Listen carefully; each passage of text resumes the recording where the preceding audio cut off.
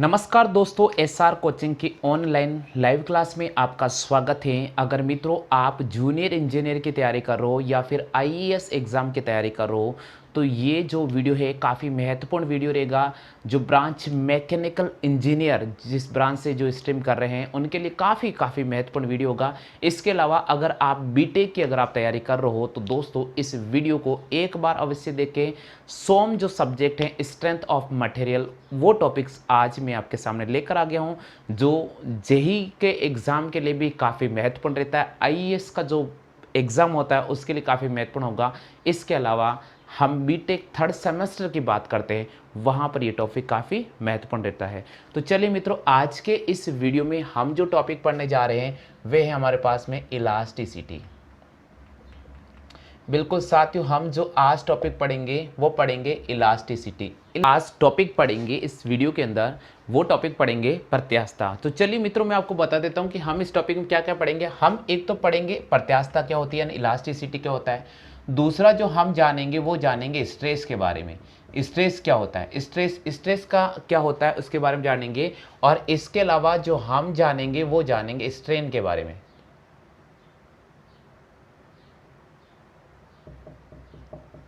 बिल्कुल, हम इलास्टिसिटी क्या होता है इसके बारे में आपको थोड़ी सी जानकारी देता हूँ, बहुत महत्वपूर्ण है।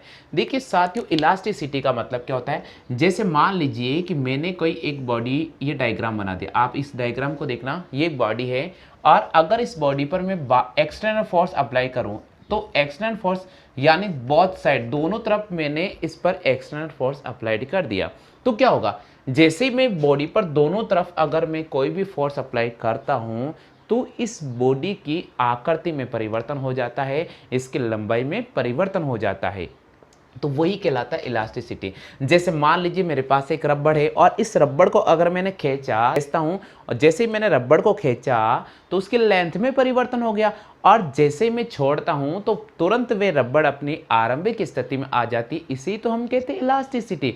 यही होता है, बस सिंपल डेफिनेशन है इलास्टिसिटी की। तो क्या होता है इलास्टिसिटी, इसके बारे में आपको समझा रहा हूँ। देखिए मित्रों, सबसे पहले मैं आपको एक डेफिनेशन बता रहा हूँ। When external force when external force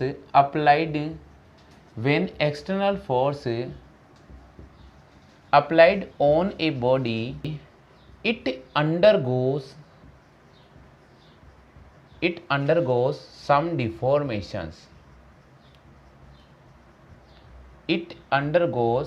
some deformations. When external force applied on a body, it undergoes some deformation।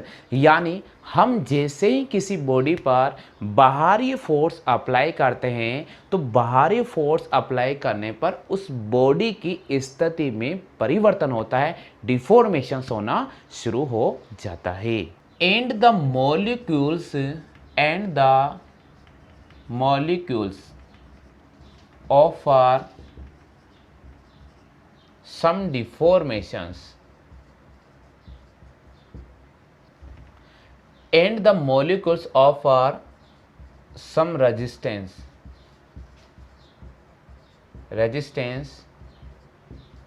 to the deformations।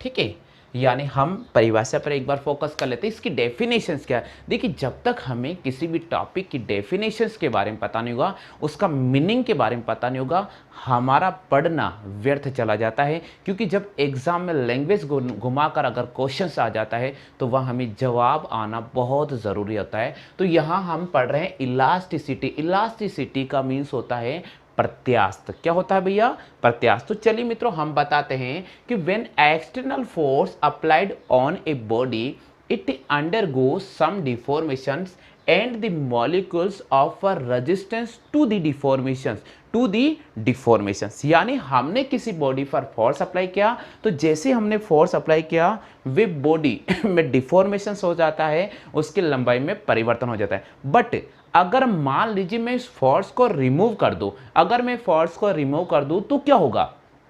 हाँ, अगर मैं फोर्स को रिमूव कर दूंगा तो क्या होगा कि बॉडी वापस अपनी ओरिजिनल स्थिति में पहुंच जाएगी, अपनी ओरिजिनल शेप में पहुंच जाएगी। उसे हम कहते हैं इलास्टिसिटी, उसी हम कहते हैं इलास्टिसिटी। तो मैं यहां लिख रहा हूं आपके सामने, external force is remove when external force is removed, when external force is removed, force of resistance, the force of resistance, when external force is removed, the force of resistance also vanish, force of resistance also vanish। अब साथियों यहां पर vanish का अर्थ क्या होता है? Vanish का अर्थ होता है अचानक गायब हो जाना, अचानक समाप्त हो जाना, टू डिसअपियर, टू डिसअपियर यानी अचानक समाप्त हो जाना, अचानक गायब हो जाना। तो चलिए मित्रों हम एक बार वापस फोकस कर लेते हैं इलास्टिसिटी के बारे में। When external force applied on a body it undergoes some deformations and the molecules offer some resistance to the molecules, to the deformations. When external force is removed, the force of resistance also vanishes। जैसे ही हमने external force हटा दिया तो क्या होता है कि जो रेजिस्टेंस उस पर प्रतिरोध था वो पूरी तरह से समाप्त हो जाता है और बॉडी वापस अपनी अचानक स्थिति में पहुंच जाती है, यानी प्रारंभिक स्थिति में पहुंच जाती है। अब दोस्तों हम कहते हैं मान लीजिए कि बॉडी अपने पुनः आरंभिक अवस्था में आ गई। हाँ, मान लिया कि बॉडी अपनी आरंभिक अवस्था में आ गई, लेकिन बॉडी अपनी आरंभिक अवस्था में कब आएगी इसके लिए हमें क्या करना पड़ेगा, हमें फोर्स कितना अप्लाई करना पड़ेगा इस पर निर्भर करता है। चलो मित्रों मैं मान लेता हूं, जैसे मान लीजिए आपने एक रबड़ का एग्जाम्पल लिया, उस रबड़ को हमने खींचा तो कब तक खींच सकते हैं कि उसमें जितनी भी लिमिट होगी उतना ही फोर्स अप्लाई करेंगे। तो अगर अपन ज्यादा फोर्स अप्लाई करेंगे तो क्या होगा, वे टूट जाएगी, यानी वे अपनी आरंभिक स्थिति में नहीं आ पाएगी। तो हम क्या करेंगे अपनी आरंभिक स्थिति में नहीं आ पाएगी तो हम क्या करेंगे, जो फोर्स अप्लाई कर रहे हैं वो फोर्स उसकी एक लिमिट तक, उस वस्तु की एक लिमिट तक अप्लाई करना पड़ेगा। उसी जो लिमिट होती है, मैक्सिमम जो लिमिट होती है उसे हम इलास्टिसिटी कहते हैं, उसी हम इलास्टिसिटी कहते हैं। हाँ मैं लिख रहा हूं बॉडी और स्प्रिंग, बॉडी और spring back to its original, back to its original, body और spring back to its original positions, its when it's possible, then applied force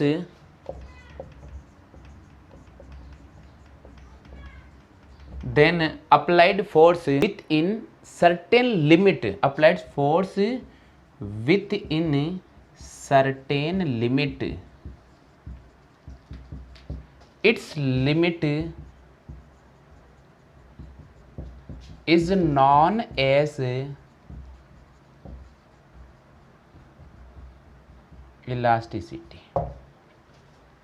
यानी क्या कहना चाह रहा है, ये कहना चाह रहा है कि अगर हमने किसी बॉडी पर फोर्स लगाया तो फोर्स लगाने के बाद हमने उस बॉडी से फोर्स हटा लिया तो वे बॉडी वापस अपनी आरंभिक स्थिति में आएगी। कब आएगी, जब उस पर लगाया गया फोर्स उसकी सर्टेन लिमिट्स, यानी उसकी जितनी मात्रा है, जितनी सहनशीलता है, बस वहीं तक लगाना। अगर ज़्यादा लगा दिया तो बॉडी टूटने का, क्रैक होने का खतरा रहेगा। तो हमें रबड़ को वहीं तक खींचना है जब तक उसकी क्षमता होती है। अगर हमने ज़्यादा खींच लिया तो वे टूट जाएगी, वे क्रैक हो जाएगी। इसलिए जैसे हम किसी रबड़ को खींचते, तेज़ी से खींचते हैं तो वो टाइट हो जाए, बहुत मतलब जैसे उसकी लंबाई में वृद्धि हो रही, लेकिन एक क्षण ऐसा आता है जब वो टूटने की कगार पाते हैं। लेकिन अगर अपन उस स्थिति में वापस छोड़ते तो रबड़ अपनी पुनः आरंभिक स्थिति में पहुंच जाती है। उसे हम कहते हैं इलास्टिसिटी। आ गया समझ में, हो गया क्लियर? चलिए जल्दी से कॉपी कर लीजिएगा। When external force applied on a body it undergoes some deformations and the molecules offer some resistance. to the deformations. When external force is removed, the force of resistance also vanishes. Body or spring back to its original positions. It's when is possible applied force within a certain limit. Its limit is known as elasticity. आ गया समझ में? Copy कर लो भाई जल्दी से। अब देखिए दोस्तों, कोई भी बॉडी परफेक्ट इलास्टिसिटी होती है या नहीं होती है, इसके बारे में बताऊं। देखिए, कोई भी जो वस्तु होती है वो परफेक्ट इलास्टिसिटी नहीं होती है।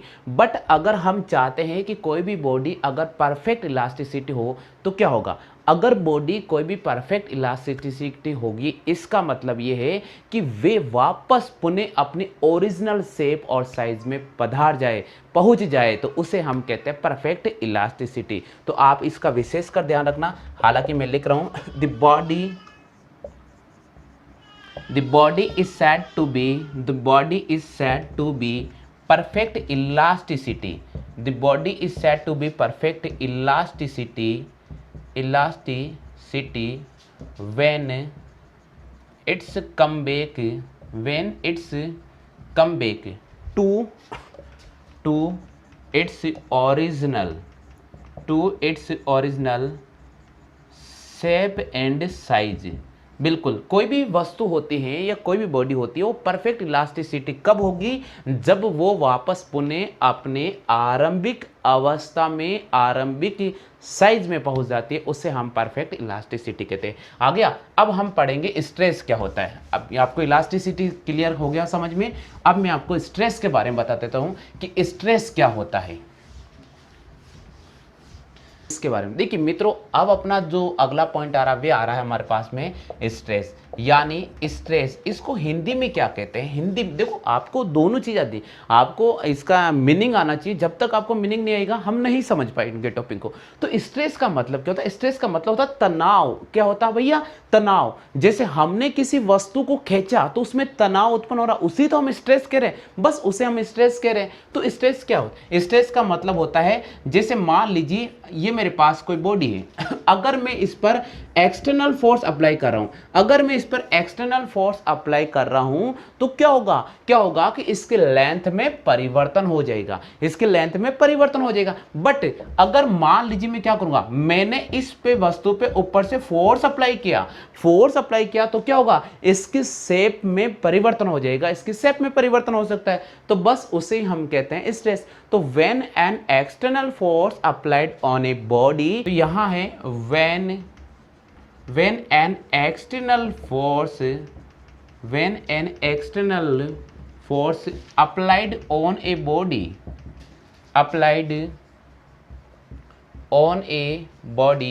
it undergoes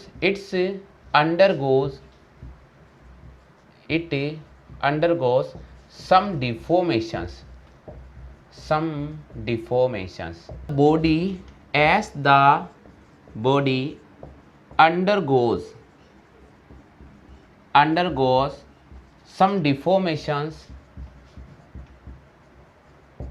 the body undergoes some deformations, its molecules to set up some deformations to the resistance,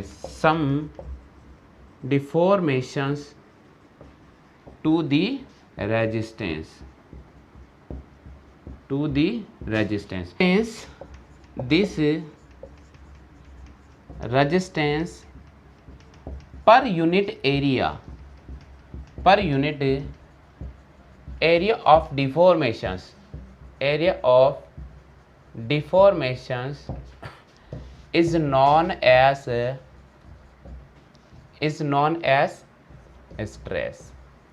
बिल्कुल, यानी हम यहां बताना चाह रहे हैं कि अगर मान लीजिए किसी भी बॉडी पर आप एक्सटर्नल फोर्स अप्लाइड करते हो, तो जैसे ही आप उस बॉडी पर एक्सटर्नल फोर्स अप्लाई करते हो तो उस बॉडी में स्ट्रेस, उस बॉडी के अंदर डिफॉर्मेशन प्रोड्यूस हो जाता है, और जैसे डिफॉर्मेशन प्रोड्यूस होता है तो उस बॉडी के अणुओं में परिवर्तन हो जाता है, उसकी आकृति में परिवर्तन हो जाता है, और इसी this resistance per unit area of deformations is known as stress. यानी हमने इसको सिग्मा से डिनोट किया और हमने इसको P अपॉन A लिखा, where P is applied force on acting on a body.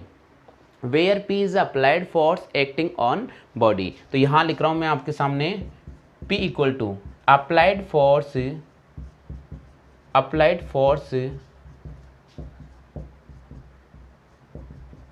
Acting in a body, यानी on a body cross sectional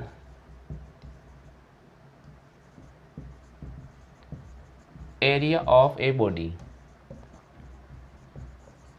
ठीक है, तो यहां पर जो P है वो applied force acting on a body and a cross sectional area of a body. अगर हम इसके यूनिट की बात करते हैं, इसके मात्रक की बात करते हैं, तो स्ट्रेस का मात्रक होगा, देखिए फोर्स की बात करते हैं हम तो फोर्स होता है न्यूटन में, और एरिया की बात करते हैं तो हमारे पास होता है मीटर स्क्वायर। तो हमारे पास अगर स्ट्रेस के अगर हमें ये पूछ ले कि मात्रक क्या होगा, तो हम इसका डायमेंशन बताएंगे न्यूटन अपॉन मीटर स्क्वायर। आगे समझ में, जल्दी से कॉपी कर लीजिए कि यूनिट क्या होगा। तो स्ट्रेस का यूनिट क्या होगा, स्ट्रेस का यूनिट होगा न्यूटन पर मीटर स्क्वायर। आगे समझ में। अब हम जानेंगे कि स्ट्रेन क्या होता है। हमने स्ट्रेस पढ़ लिया, हमने इलास्टिसिटी पढ़ लिया, अब हम रीड करेंगे स्ट्रेन क्या होता है। ठीक है, स्ट्रेन का मतलब क्या होता है, यहां मैं आपको बिल्कुल क्लियर करके बता रहा हूं, हर चीज को साथ का साथ एक्सप्लेन कर रहा हूं। स्ट्रेन का मतलब क्या होता है, जैसे देखिए साथियों मेरे पास ये बॉडी है, ठीक है, अगर मैंने इस पे फोर्स, एक्सटर्नल फोर्स अप्लाई किया दोनों साइड में, तो क्या होगा कि इस बॉडी में डिफॉर्मेशन हो जाएगा, और अब इस प्रकार की ये बॉडी ऐसे बन जाएगी, इस प्रकार की बन जाएगी। यानी पहले बॉडी छोटी थी, अब थोड़ी बॉडी इसकी लेंथ में इंक्रीज हो गया। तो यहां तक तो ओरिजिनल शेप था इसका, और ये इसके लेंथ में परिवर्तन हो गया, इधर L1 लेंथ बढ़ गया और इधर मेरे पास में L2 लेंथ बढ़ गया। तो जो लेंथ में इंक्रीज हो रहा है और ओरिजिनल जो लेंथ होता है, देखो लेंथ में इंक्रीज हो गया है तो ये L2 इंक्रीज हो गया है, इधर L1 इंक्रीज हो गया। तो लेंथ में जो इंक्रीज हो रहा है L1 प्लस L2, इसको मैं डेल L बोल रहा हूं। क्या बोल रहा हूं मैं इसको, डेल L बोल रहा हूं। और इसी प्रकार अगर मैं इसकी बात करता हूं, इसका जो ओरिजिनल लेंथ है वो है हमारे पास में L। तो अगर मैं इसका रेशो देखता हूं तो change in length upon original length is known as strain. यानी किसी भी वस्तु पर या बॉडी पर अगर मैं फोर्स अप्लाई करता हूं तो उस वस्तु की स्थिति में कितना परिवर्तन हो रहा है, उसकी लंबाई में कितना परिवर्तन हो रहा है, और उसकी आरंभिक लंबाई के जो अनुपात होता है उसे हम स्ट्रेन कहते हैं। Whenever a single force applied in a body,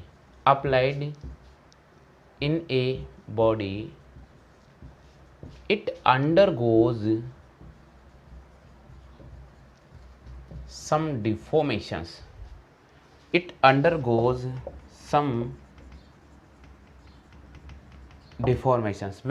a single force applied on a body, it undergoes some deformation.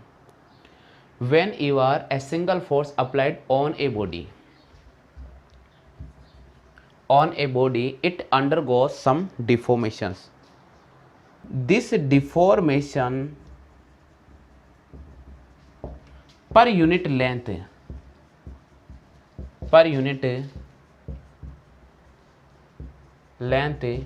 is known as strain. देखिए भैया मैं पूरा क्लियर करा रहा हूं। Whenever a single force applied on a body it undergo some deformations, the deformations per unit length is known as strain. ठीक है, हो गया क्लियर, उतार लीजिए से del L upon L, del L upon L. Strain का जो unit अगर पूछ ले तो ये विमाहीन होता है, इसका कोई भी यूनिट नहीं होता है, क्योंकि लंबाई में परिवर्तन मीटर और ओरिजिनल लंबाई मीटर भाई, तो यहाँ यूनिटलेस हो गया, इसलिए ये यूनिटलेस होता है। ठीक है, उतार लीजिए, कॉपी कर लो भैया। Where del L change in length on a body original length,